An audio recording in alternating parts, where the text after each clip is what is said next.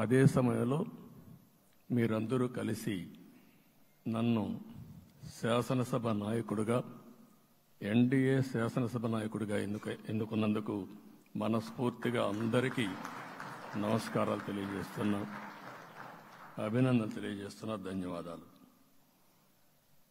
ఇప్పుడే మిత్రులు మాట్లాడారు. నేను కూడా చాలా ఎన్నికలు చూశాను. ఈసారి రాష్ట్ర చరిత్రలో ఎప్పుడూ ఇవ్వనటువంటి తీర్పు ఇచ్చారు. ఈ తీర్పు మళ్ళీ నిలబెట్టుకునే బాధ్యత మనందరిపైన ఉంటుంది. అయితే రాష్ట్రంలో ఉండే 5 కోట్ల ప్రజలందరికీ శిరస్సు వంచి పాదాభివందనం చేస్తున్నా. ఈ రాష్ట్రాన్ని కాపాడుకోవడానికి మీరు చూపించిన చొరవ కోసం అందరం కూడా ఒకటి క్యాంపెయిన్ చేశాం. ప్రజలు గెలవాలి, రాష్ట్రం నిలబడాలి. ప్రజలు గెలిచారు. రాష్ట్రాన్ని నిలబెట్టే బాధ్యత ఇక్కడుండే శాసనసభ్యులపైన మనందరిపైన ఉంది. ఈ విషయం మనం గుర్తుపెట్టుకోవాల్సిన అవసరం ఉంది. ఒక అరాచక పాలన, ఒక విధ్వంసకర పాలన.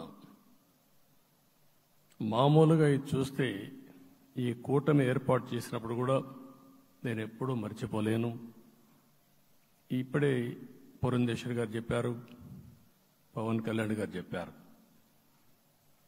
3 పార్టీలు కూడా ఒక అత్యున్నతమైన ఆశయాల కోసం పార్టీలు పెట్టినప్పటికీ ఈరోజు కలయిక కూడా మీరు చూస్తే, ఈ కలయికని చాలా ఎన్నికలు చూశాను కానీ నా చరిత్రలో ఎన్నికలు అయిన తర్వాత కంప్లైంట్స్ ఉండేటివి. ఇక్కడ పలానోళ్ళు సరిగా పనిచేయలేదు, ఇక్కడ ఈ నాయకులు కోఆపరేట్ చేయలేదని.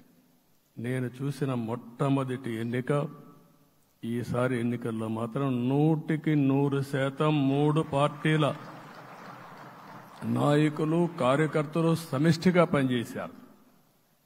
దానికి కారణం మనం ఒకసారి అన్వేషిస్తే ప్రజలు మనోభావాలకు అనుగుణంగా మన కార్యకర్తలు కూడా ప్రవర్తించే పరిస్థితికి వచ్చారు.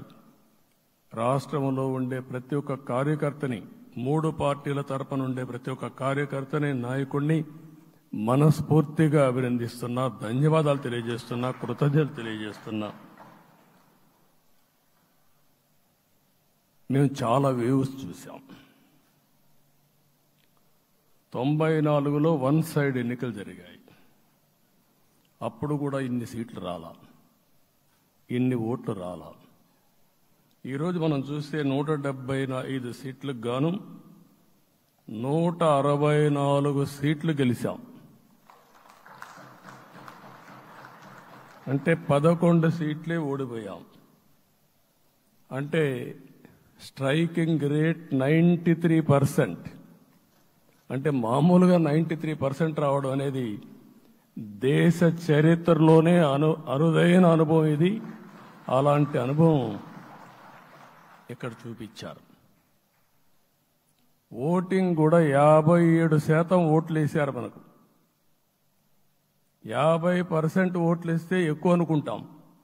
అలాంటిది 57% ఆవరేజ్గా ఈ రాష్ట్ర ప్రజానీకం మనల్ని ఆశీర్వదించారంటే మనలో ఎంత బాధ్యత పెరిగిందో మనం ఒక్కసారి గుర్తుపెట్టుకోవాల్సిన అవసరం ఉంది.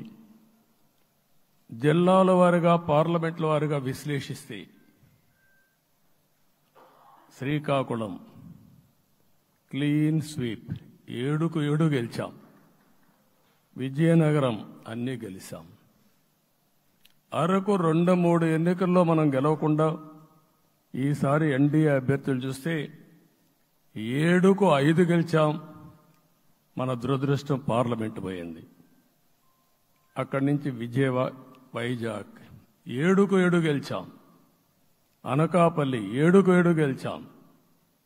దెన్ తూర్పుగోదావరి, కాకినాడ, అమలాపురం, రాజమండ్రి, నరసాపురం, పక్కన వస్తే ఏలూరు, మచిలీపట్నం, కృష్ణా, గుంటూరు, నరసరావుపేట, బాపట్ల అన్స్టాపబుల్ 7-7 గెలిచాం. అక్కడి నుంచి నెల్లూరు ఒక్క ఒంగోలులో బ్రేక్ పడింది, ఒక 2 సీట్లు పోయినాయి. అక్కడి నుంచి నెల్లూరు 7-7 గెలిచాం, తిరుపతి 7-7 గెలిచాం. కానీ దురదృష్టం పార్లమెంటు పోగొట్టుకున్నాం.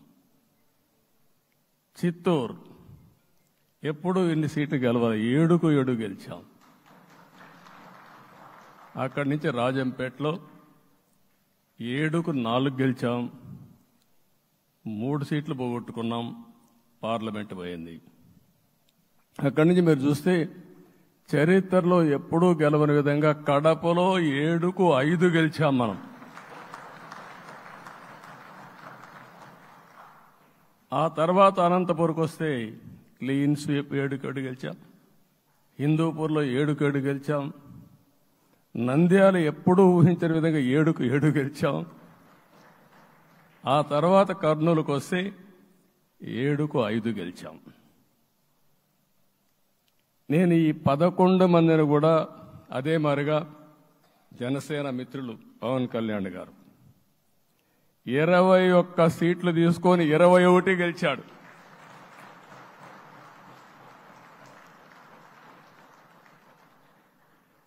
బీజేపీ 10 సీట్లు తీసుకుంటే 10 గెలిచారు, 8 గెలిచారు. అంటే 10కి 8 గెలవడం అనేది ఒక చరిత్ర. ఆ 2 సీట్లు కూడా కొన్ని ప్రత్యేకమైన కారణాల వల్ల ఓడిపోయాం తప్ప ఇంకోటి కాదు. అంటే ఇక్కడ ఒక లెసన్ నాకు అందరికీ మనందరికీ అర్థమైంది ఏంటంటే, అభ్యర్థులు గట్టిగా నిలబడుకున్న ప్రతి ఒక్క చోట ప్రజలు మనల్ని ఆశీర్వదించారు, గెలిపించారు. ఇదే ఈ యొక్క ఎన్నికల్లో మనందరం గుర్తుపెట్టుకోవాల్సిన ఒక ప్రత్యేకమైన విషయం. నేను చాలాసార్లు ఎన్నికలైన తర్వాత సమీక్షలు చేసుకున్నాం, కానీ ఇలాంటి విజయం, ఎలాంటి సాటిస్ఫాక్షన్ ఎప్పుడూ లేదు. దీనికి కారణం ప్రజలు మన మీద నమ్మకం పెట్టుకున్నారు. పార్లమెంట్ ఎన్నికల్లో కాదు, అసెంబ్లీ ఎన్నికల్లో చూస్తే 95,000 ఓట్ల మెజారిటీతో గెలిపించారు. గాజువాక 95,000 ఓట్ల మెజారిటీతో గెలిపించారు. ఈ విషయాలు నేను పవన్ కళ్యాణ్ గారు ఢిల్లీకి వెళ్ళినప్పుడు, పురంధేశ్వరి గారు వచ్చినప్పుడు, ఈ రాష్ట్రంలో ఇచ్చిన మ్యాండేట్ వల్ల ఢిల్లీలో మమ్మల్ని అందరూ గౌరవించే పరిస్థితికి వచ్చారు. మీ గెలుపు వల్ల ఈరోజు ఆంధ్రప్రదేశ్ రాష్ట్ర ప్రతిష్ట పెరిగింది, గౌరవం పెరిగింది. మనకు కూడా గౌరవం పెంచుకునే పరిస్థితికి వచ్చాం. అయితే ఇక్కడ ఒక విషయం మనం గుర్తుపెట్టుకోవాల్సింది, ఎంపిక చేసినప్పుడు అన్ని విషయాలు మేము కూలంకుషంగా ఆలోచించాం. ఏ సీటు ఏ అభ్యర్థులు ఏ పార్టీ తీసుకుంటే గెలుస్తారో ఆలోచించాం. ఒకసారి అవి నేను చాలాసార్లు చూసినప్పుడు సీట్ల ఎంపికలో చాలా సమస్యలు వచ్చేటివి. మొట్టమొదటిసారిగా మొన్న ఎంపికల్లో కూడా చిన్న చిన్న సమస్యలు తప్ప ఎక్కడ పెద్ద సమస్యలు రాలేదు.